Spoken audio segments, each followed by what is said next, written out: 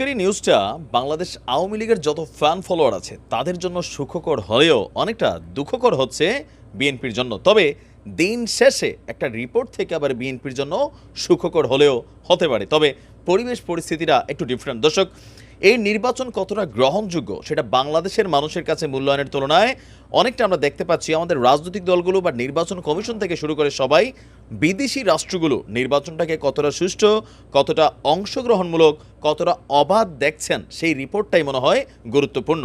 তো দিন শেষে এই নির্বাচনকে নিয়ে আমেরিকার ফাইনাল ডিসিশন কি সেটা কিন্তু চলে এসেছে।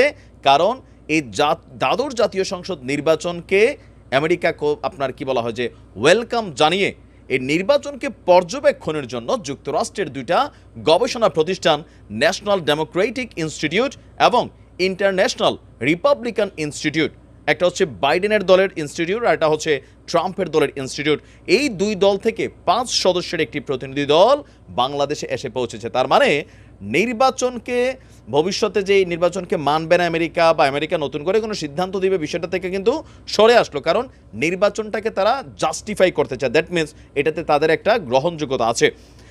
আর আজকে এনডিআই এবং আইআরআই এক মুক্ত বিবৃতিতে তাদের নির্বাচক বা প্রতিনিধি যারা বাংলাদেশে এসেছে সেই সম্পর্কে তথ্য দিয়েছে। এই 5 জনের সবাই হচ্ছে বিশ্লেষক। তারা টোটাল বাংলাদেশে 1.5 থেকে 2 মাসের মতন অবস্থান করবেন। আর নির্বাচন কমিশন থেকেও এই বিষয়ে অনুমোদন পেয়েছে এই যে সংস্থাটি আছে বা তাদের যারা মেম্বার আছেন। 2 প্রতিষ্ঠানের হয়ে নির্বাচন পর্যবেক্ষণের জন্য আরও 7 জন বিশেষজ্ঞ আগামী দিনগুলোতে বাংলাদেশে আসতে যাচ্ছে। এখন তারা আসলে কি করবে? এনডিআই এবং আইআরআই তারা জানাচ্ছে যে প্রতিনিধি দলটি নির্বাচনের আগে, মানে এখনও নির্বাচনের আরও প্রায় 11 দিন বাকি, বা আজকে হচ্ছে 25 তারিখ, মানে 6 দিন আর ওদিক দিয়ে 6 দিন, 12 দিন আগেই এসেছেন।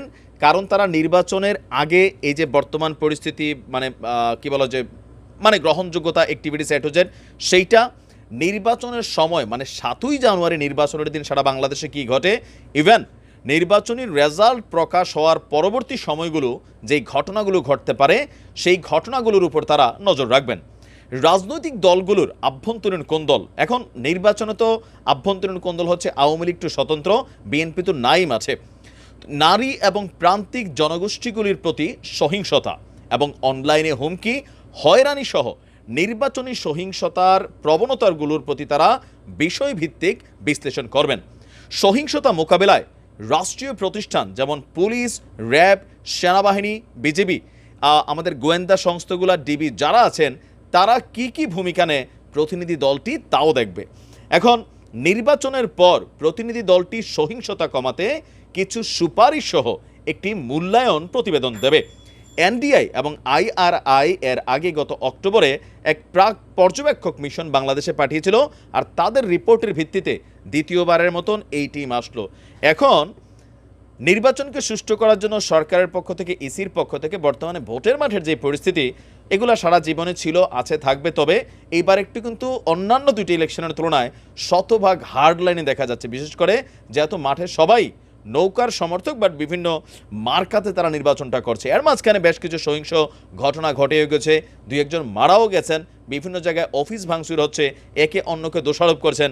বাট এগুলা এখনও ভায়োলেন্স আকারের, বড় আকারের যেহেতু ঘটে নাই, সো নির্বাচনের আগে এই বিষয়গুলো নির্বাচন কমিশনের শক্ত হাতে কন্ট্রোল করার চেষ্টা করছে, বাংলাদেশ আওয়ামী লীগও করছে। এখন ডিসিশন হয়তো ফাইনালি যাবে আমেরিকার। নির্বাচন দেখে গিয়ে তারা কি ধরেন আওয়ামী লীগ সরকারকে এই নির্বাচনের পর ম্যান্ডেট দিবে কিনা, যে ভোট গ্রহণযোগ্য হয়েছে কিনা। আমেরিকা যদি বলে ভোট গ্রহণযোগ্য হয়েছে তার মানে সরকার বৈধতা পাচ্ছে। এখন দেখা যাক, আমাদেরকে অপেক্ষা করতে হবে যে কি আসে। ভালো থাকুন, আসসালামু আলাইকুম।